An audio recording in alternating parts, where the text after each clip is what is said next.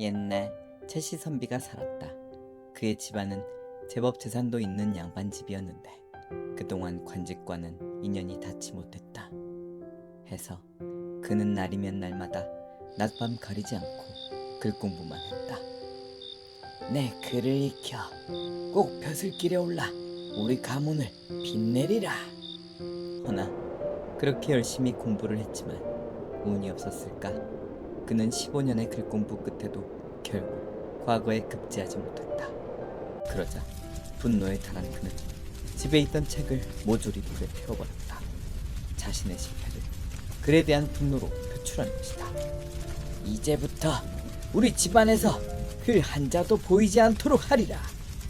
그날 이후 정말 채씨 집안에서는 글자 하나 볼 수 없게 되었다. 그렇다 보니 그의 아들도 역시 자라면서 글 공부를 전혀 시키지 않게 되었고, 그의 아들은 양반임에도 불구하고 결국 까막눈이 되었다. 양반 집안에 재산도 제법 있었던 채씨 집안 아들은 아버지가 돌아가시고 중년이 될 때까지 까막눈으로 살았는데, 글을 몰라도 사는데 아무 지장도 없었기에 별 신경 쓰지 않고 살았다. 화질을 최고로 올리고 보시면 더 좋은 화질로 감상하실 수 있습니다. 채널에 가입해주신 회원분뿐만 아니라 구독, 좋아요, 댓글 주시는 모든 분들 정말 진심으로 감사합니다. 그러던 어느 날 채씨 이웃에 살고 있던 한 상인이 채씨를 급하게 찾아왔다. 저 채씨열은 여기 관가에서 제가 세금을 누락했다며 공문을 하나 보내왔는데 좀 읽어주십시오, 냥냥.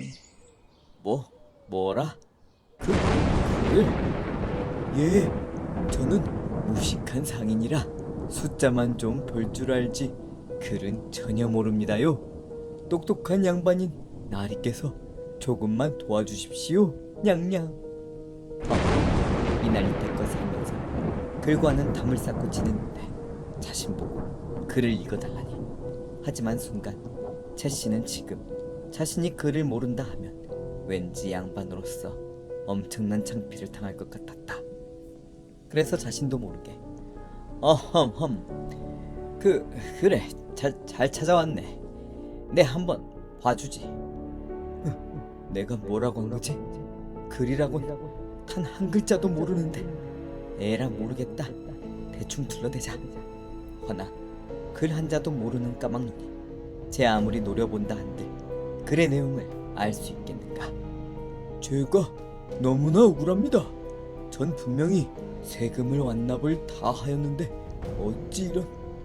저 날이 그래서 도대체 이 공문에 뭐라 적혀 있습니까? 식은땀을 흘리기 시작하는 채씨. 왜 그러십니까?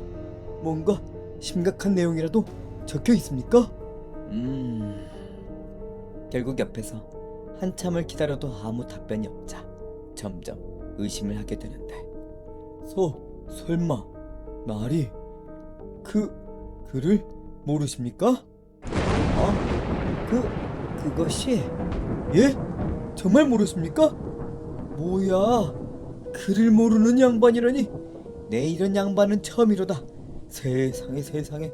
주시오, 다른 곳에 가서 물어볼 테니. 괜히 시간 낭비만 했구나.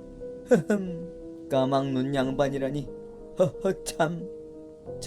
그게 어찌 된 것이냐면, 아버지의 글 공부에 대한 증오로 자신이 까막눈이 되었다고 변명한다 한들 그게 통하겠는가.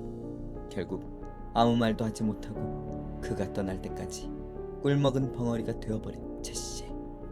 여태 글을 몰라 불편한 점 없이 잘 지내왔건만 막상 까막눈으로서의 현실을 마주하자 얼굴이 빨갛게 달아오르며 부끄러움과 치욕스러움이 마음속 가득 찼다.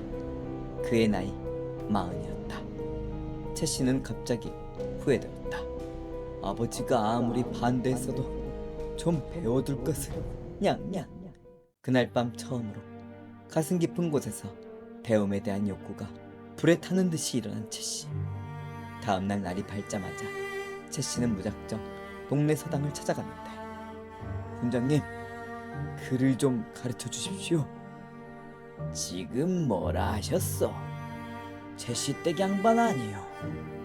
예, 그렇습니다. 그런데 그게 무슨 소리요? 글을 가르쳐 달라니. 당신 정도 나이면 지금 이미 18사락은 통달하고 사서오경 읽고 있을 것 같은데. 아닙니다, 훈장님. 부끄럽지만 전 글 한자도 알지 못합니다.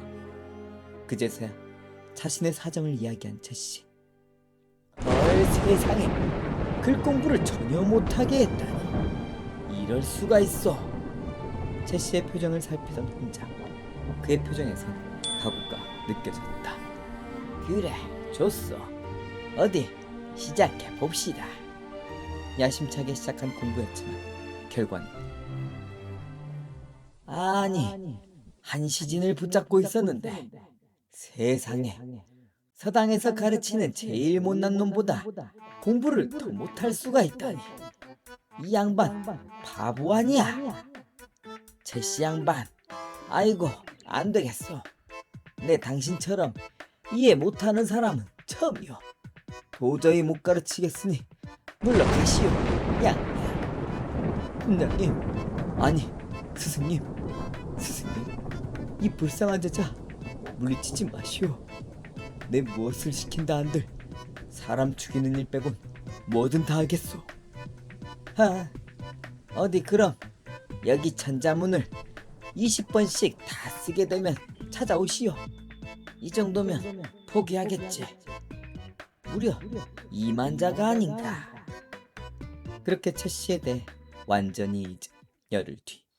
훈장님, 여기 다 해왔습니다. 누구? 아, 채씨 양반. 이게 다 뭐? 예, 천자문 20번씩 써온 것입니다. 예? 저 정말 그걸 다 해왔단 말이오. 예, 그는 진심이었다. 당신 진심이었군요. 채씨의 행동에서 크게 감명받은 훈장. 알겠어.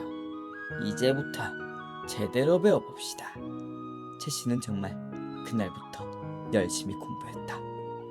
그 예로 이런 일도 있었다. 이 정도면 아주 잘 외웠어. 몇 번이나 반복해서 읽었길래 글이 달달 외우게 되었어. 예, 이 한 권을 통째로 읽을 때마다 콩을 하나씩 담았는데 완전히 다 외울 때까지 그걸 반복했습니다. 그랬더니 콩이 몇 개나 담겼어? 예, 어느새 콩 1000개가 담겨 있었습니다. 밥 먹는 시간 빼곤 꼬박 일주일 내내 읽었습니다. 대단하건 그래. 앞서 배운 것을 이 정도면 다 깨달았다 생각하고 그 다음 내용을 가르치기 시작했다. 이번에는 곧잘 읽더니 이전엔 일주일 만에 외워온 것을 3일 만에 깨우치고 훈장을 찾아왔다. 이번에는 콩을 몇 개나 놓으며 읽었어? 절반으로 확 줄었습니다. 그 뒤부터는 점점 지성이 늘어나니 공부에 대한 이해도가 높아져 읽지도 않은 책의 제목만 보고도 내용을 예측했으며 사서삼경까지 완벽하게 꿰뚫게 되었다. 그렇게 4년 뒤. 이보시오 제씨 양반. 이제 내 더 이상 가르칠 게 없소이다. 이젠 글을 깨우치는 수준이 나보다 낫구려. 야. 감사합니다, 스승님. 이 모든 게 스승님 덕분입니다. 아니요. 난 그저 돕기만 했을 뿐. 모두 제씨 양반 스스로 이룬 것이요. 나이 들어 이렇게 배움의 길로 접어들기가 보통 어려운 일이 아닌데 정말 이 훈장은 단복했소이다. 냥냥. 그 뒤 채씨는 홀로 독학하기 시작. 3년간 글을 읽어 사서의 어려운 대목을 강론하는 시험에 합격하여 진사가 되었고 그 뒤 또 3년을 공부하여 경서 외우기 시험에 합격하였다. 그렇게 그는 관직에 등용되어 고을 사또로 나가게 되었다. 이때 그의 나이 50이었다. 까막눈이었던 그가 관직에 나가기까지 꼬박 10년이 걸린 것이다. 이방, 내 직접 행차할 곳이 있으니 준비하시게. 예이. 최 씨는 곧바로 예전 자신에게 큰 창피를 주었던 상인을 찾았다. 최 씨를 보고 깜짝 놀란 상인은 예전 일을 떠올렸다.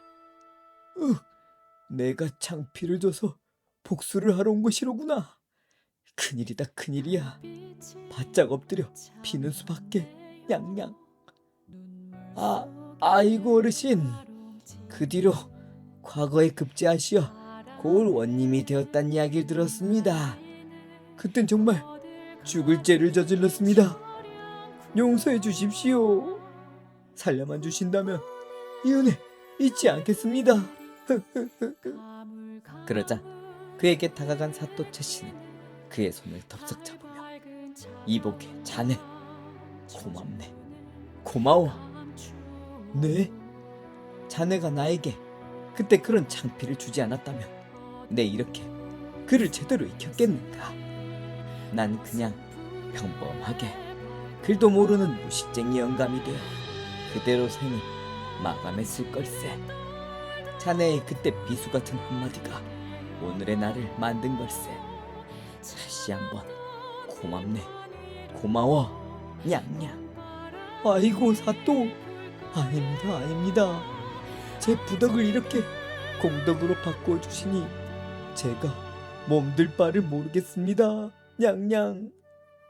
그렇게 최 씨는 인자하면서도 학식이 높은 고을 사또로서 주변에 많은 도움을 주었다. 특히 글을 모르는 까막눈 백성에게 글을 가르쳐주는 학당을 열기도 했다. 구독자님, 배움의 길은 제한이 없고 뒤늦게 시작한다 해도 절대 부끄러운 게 아닙니다. 어렵게 살아 못 배운 것뿐이지 배우지 않은 것은 아니지 않습니까? 구독자분께서도 항상 배움의 길을 멈추지 마시옵소서. 그러면 큰 복 역시 반드시 따라올 것입니다. 구독, 좋아요, 알람도 잊지 마시고 여유가 되시는 분들은 회원가입까지 해주시면 전설의 곤양에게 큰 도움이 된다고 합니다. 감사합니다. 냥.